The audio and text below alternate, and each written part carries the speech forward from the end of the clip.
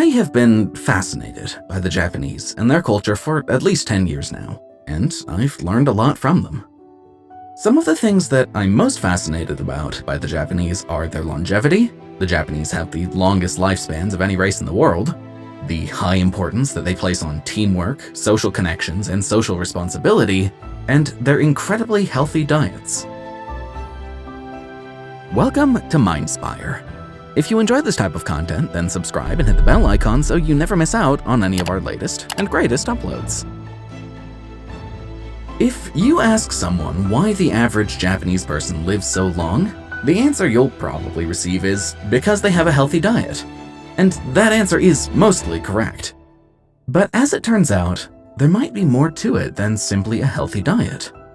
It may also have to do with the fact that the Japanese believe in and adhere to something called Ikigai, which loosely means reason for being or reason for waking up. The Japanese take their Ikigai seriously, and this motivates them in many ways. It's something akin to the word passion in English. It may relate to a person's career or job, but it does not have to. In fact, only about a third of Japanese people profess that their Ikigai is related to the type of work they do. Very often, the Japanese will cite social connections and responsibility as their Ikigai. For example, the older generation is respected and highly appreciated. Their opinions and experience are valued by society, and this allows them to feel a sense of purpose and responsibility toward others. In other words, their lives matter. Unlike in the West, where our passions mostly take into account what we love to do, Ikigai also involves doing something that we love, but it also places a lot of emphasis on a group and fulfilling a role that benefits the group as a whole. Many Japanese people are part of formal groups called moai, and they consider their connection to these groups to be very important in their lives. A fisherman's Ikigai might be to hone his craft so that he can help successfully feed his family, his moai, or the town, village, or city. A grandmother's Ikigai might be to impart wisdom to the younger generation. A traditional chef's Ikigai might involve preserving ancient recipes and passing them on so that every new generation can enjoy traditional Japanese food. A man who conducts the church choir every week might cite that as his Ikigai. Interestingly enough, a lot of research shows that the earlier a person retires, the higher the risk of an earlier death. This could have something to do with inactivity and being sedentary, but it could also have something to do with losing one's raison d'être, or Ikigai. Some people in the West compare Ikigai to happiness, but the two are not synonymous. Ikigai refers to finding happiness and joy in the small day-to-day activities, rather than reaching some final goal that promises bliss. It encompasses finding meaning in the small things. In fact, a person's Ikigai gives them a reason for living even when they are unhappy or miserable in the moment. It's what Viktor Frankl wrote about in his epic book, Man's Search for Meaning.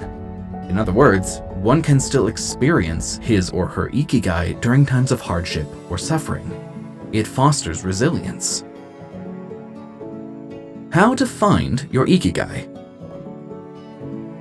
Simply put, your Ikigai is where what you are good at, what you love, and what your values are intersect. When all three of these factors are in line and congruent, it is likely that you have found your Ikigai. Try to recall a time when you were doing something and were so engrossed in it that you lost track of time and forgot to eat lunch or dinner. This is often referred to as being in the flow. When you pay attention to tasks that seem to flow to you, you will find your Ikigai and even deepen your association with it. You will find your life to be more meaningful and enjoyable.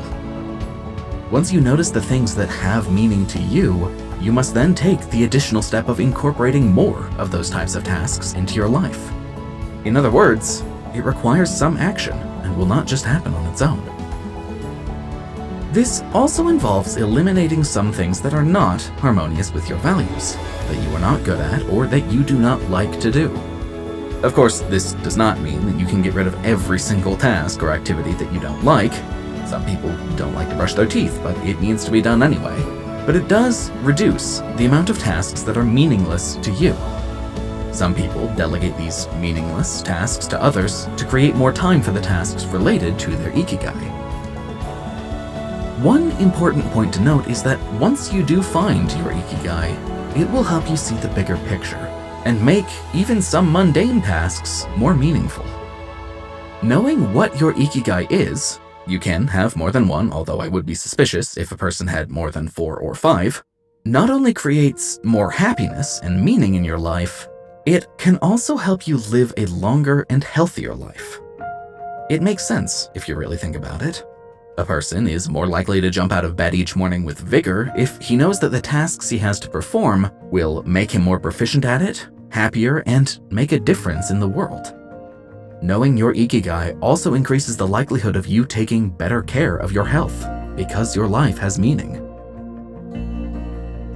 Knowing your Ikigai can be one of the most rewarding things in a person's life. What is yours? And with that, we've reached the end of this video. If you enjoyed this video and found it helpful, don't forget to leave a like and subscribe for content just like it.